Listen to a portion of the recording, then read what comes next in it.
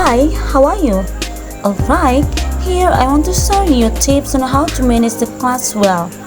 The main challenge of being a teacher, according to my experience, is how to deal with students being orderly during the teaching and learning process, so that every plan we make can be carried out properly. Then, we also have to understand the main factor why students become disorderly is because the learning we teach is not interesting and maybe boring. So, we need to find an active teaching methods. Alright, after understanding the previous section that I explained it, we enter the stage of becoming a class teacher. The first, give a good impression at the first meeting with students. For example, students will spontaneously tell their parents, Mrs. Good, Mrs. Student Fun, Miss like to chalk that, and so forth. Second, good looking. The teacher is a role model or what appearance is an important promotion for us at the beginning of our introduction. People who see us are certainly happy we are neat, clean, or smell good. So, the teachers who look attractive are much admired by students and of course pleasing to the eye. Third, wise and knowledgeable. Of course, appearance is very important but not the only thing that matters. Other supporting factors are needed, namely wisdom and knowledge.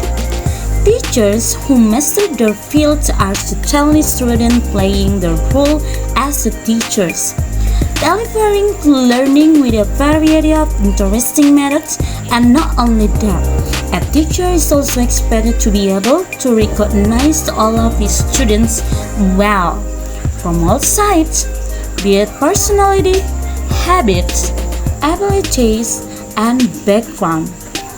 So, this approach makes it easier for some of the tasks of the teachers.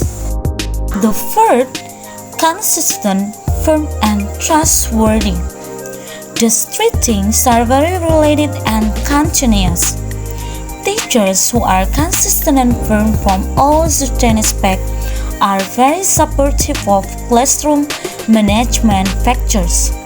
Among them are not favoritism, not discriminating between the rich and the poor, smart or vice versa, beautiful and handsome or vice versa, in which case it is said we must be able to embrace all students well. Educate with love without any differences in treatment from one another. Then, it must be able to build student trust, so that whatever we say can be accepted and well obeyed by students. A strict teacher does not mean a scary teacher. A teacher who is strict about consistent words and action can also look relaxed and fun. And last, fifth, building good chemistry with students and parents. A good teacher will not place boundaries between teachers and students.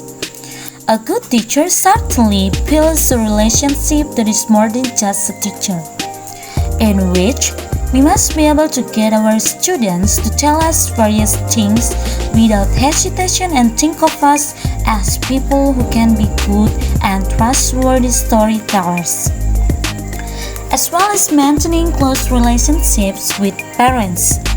Good communication will certainly lead to good working relationships between teachers and parents, so that when good relations are established, parents indirectly help our tasks in explaining some important things about students that we may not know.